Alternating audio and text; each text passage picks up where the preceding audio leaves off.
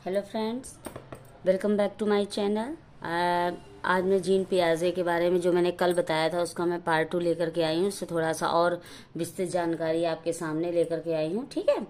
और जीन पियाजे के ने जो है वो संज्ञानात्मक विकास के सिद्धांत के दिए हैं, पर बल दिया है संज्ञानात्मक विकास के चरण आप देखेंगे। कल मैंने बताया था कि संवेदी मानक अवस्था, इसका जो फर्स्ट है वो संवेदी मानक अवस्थाएं हैं इसकी, ठीक है। नंबर 2 है पूर्व संक्रियात्मक अवस्था और नंबर 3 है मूर्त संक्रियात्मक अवस्था। नंबर 4 औपचारिक संक्रियात्मक अवस्था। जीन पियाजे के सिद्धांत हैं इन चारों के इर्द गिर्द ही घूमते हैं, ठीक है। और लेकिन इन सबको जानने के पहले जो संज्ञानात्मक है शब्द, इसके बारे में जानना जरूरी है।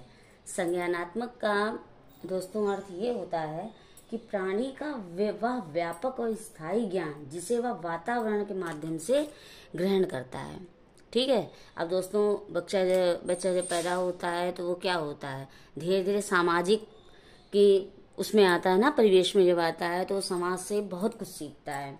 तो सबसे पहले आपको संज्ञानात्मक का अर्थ जानना जरूरी है, जो कि यह है कि प्राणी का वह व्यापक और स्थायी ज्ञान जिसे वह वातावरण के माध्यम से ग्रहण करता है, ठीक है।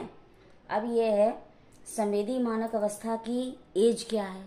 ये जो है फर्स्ट संवेदी मानक अवस्था की एज क्या है दोस्तों, इस पर ये इम्पोर्टेंट क्वेश्चन है। इस पर मोस्टली क्वेश्चन ये पूछा जाता है, संवेदी मानक अवस्था की एज क्या है। ये पेपर में कहीं भी आप देखने को पा सकते हैं, इसलिए इस पॉइंट को ध्यान दीजिएगा। इसकी है जन्म से 2 साल, जन्म से 2 साल, ठीक है, 2 साल की, ठीक है। और ये सेंसरी अवस्था इसे बोलते हैं। इसमें बच्चा जो क्या होता है वो सेंसरी अवस्था जो है, बच्चा सेंस करता है, सेंस के माध्यम से ही सीखता है। अब जैसे क्या है, अब छोटा बच्चा है, उसे भूख लगी है तो वो क्या करेगा, मम्मी मुझे खाना दो, ऐसा तो पॉसिबल नहीं है, या मम्मी मेरे कपड़े बदल दो, ऐसा तो कुछ नहीं है। लेकिन इसके लिए क्या करेगा, वो अपने भावों को रो के प्रकट करेगा या उंगली दिखा करके चीज वस्तु की तरफ इशारा करेगा। तो ये सब संवेदी मानक अवस्था के अंतर्गत आता है। इसमें इसको सेंसरी अवस्था भी कह सकते हैं, ठीक है। अब सेंसरी कौन कौन से हैं,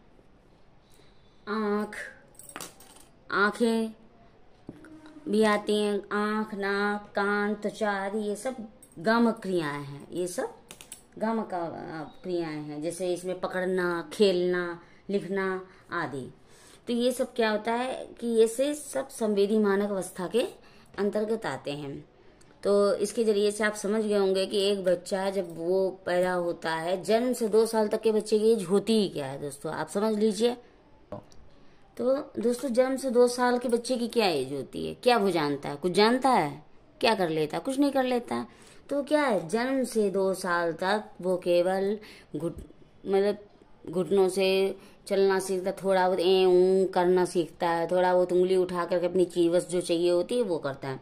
अब दोस्तों आज के लिए मैं बस इतना ही रखूंगी। अब अगली अवस्था में पूर्व संक्रियात्मक अवस्था और मूर्त संक्रियात्मक अवस्था लेकर के मैं कल आऊंगी। कल मैं इस चैप्टर को पूरा ही क्लियर कर दूंगी, ठीक है दोस्तों। आज के लिए बस इतना ही है। ध्यान से पढ़िए, अच्छे से पढ़िए, ठीक है। Okay, bye bye.